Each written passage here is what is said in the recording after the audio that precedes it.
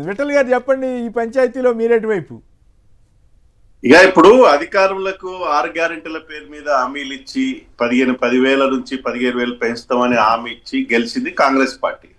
వాళ్ళ బాధ్యత అది, వాళ్ళ వాళ్ళ అది నెరవేర్చాల్సింది. ఇంకా 2 ఇన్స్టాల్మెంట్స్ ఇప్పుడు 2024లో ఇప్పటి వరకు జూన్ లో రావాల్సింది ఇవ్వలేదు, డిసెంబర్ లో రావాల్సింది ఇవ్వలేదు. 2 ఇన్స్టాల్మెంట్స్ పెండింగ్ ఉన్నాయి కాబట్టి దాదాపు అంటే వాళ్ళ లెక్కనే తీసుకుంటే ఒక ఎకరానికి 30,000 సార్.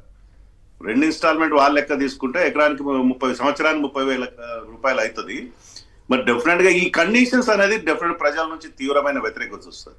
ఎంఆర్ఓ ఆఫీస్ రైతు ఎవరో ఎంఆర్ఓ ఆఫీస్ దగ్గర రికార్డ్స్ ఉంటాయి కదా సార్, క్లియర్. ఒక గ్రామానికి సంబంధించిన యూనిట్ తీసుకుంటే మండల రెవెన్యూ ఆఫీస్ లో పట్టదారు పాస్బుక్లలో 1B లో పానిలో ఈవెన్ ఇప్పుడు ధరణి పేరు మీద ఇప్పుడు భూమాతల రికార్డ్స్ ఉంటాయి, ఎవరిది భూమి అని.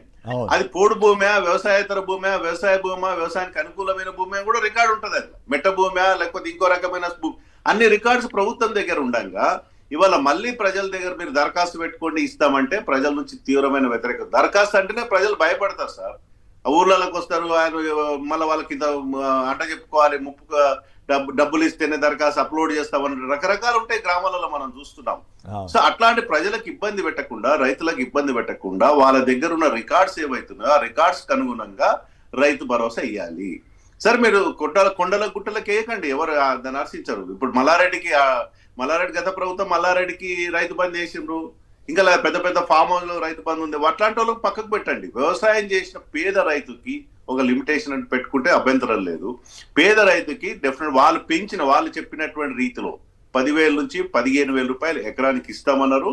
అది ఇవ్వాల్సిన బాధ్యత రాష్ట్ర ప్రభుత్వం పైన ఉంది. ఆపడం ద్వారా రైతుకు చాలా నష్టం. ఎక్కడ ఇస్తారు రావాల్సిన ఆదాయం రాకపోతే ఏం చేస్తారు సార్? కాదు విఠల్ గారు, పన్నులు వేద్దామంటేనేమో మీరు అంతా అడ్డం పడతారు. లేదు అదనపు ఆదాయం 4,000 సంపాదించని చెప్తుంటే ఎడ సంపాదిస్తారని మీరు అడుగుతారు. ఇంకోవైపు ఏమో మల్లు భట్టి గారేమో పాపం డిసెంబర్ 28కే ఈ ల్యాండ్లెస్ పూర్ అంటే భూమి లేని నిరుపేదలకి 12,000 రూపాయలు చొప్పున ఇస్తాము అని చెప్పి హామీ ఇచ్చాడు, కానీ ఇవ్వలేకపోయాడు. సో ఈ పరిస్థితిలో మరి ఎక్కడో చోట కండిషన్స్ పెట్టకపోతే ఎట్ట కుదురుద్ది విఠల్ గారు? సార్ అట్లా ఇవ్వద్దా సార్? ఇవ్వద్దా? ఎగ్గొడతారా? ఇప్పుడు పెద్ద పెద్ద వాళ్ళకు ఇప్పుడు కొండల గుట్టలకు ప్లాట్లకు రోడ్లకు పక్కకు పెట్టండి. నిజమైన పేద రైతు వ్యవసాయం చేసుకున్న వాడికి ఇవ్వాల్సిందే కదా.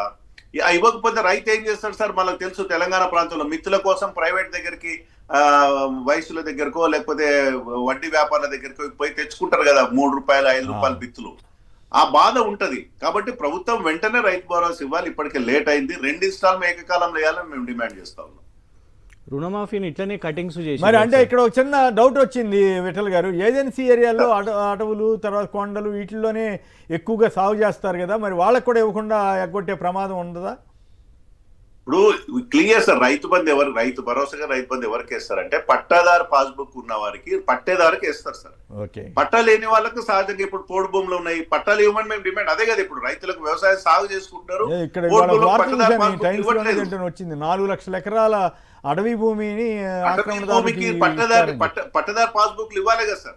పోడు భూములు వ్యవసాయం చేసుకున్నారు. ఇప్పుడు గత ప్రభుత్వాలు అనేక ప్రభుత్వాలు హామీ ఇచ్చాయి.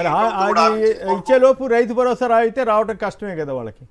అందుకని ముందు ఇవ్వాలనుకుంటే ఎంతసేపు సార్? ఇవాళ భరోసా రైతు ధరణిలో కానీ భూమాతలో కానీ చాలా ఈజీగా వాళ్ళ పట్టదారు పాస్బుక్లు ఇవ్వచ్చు.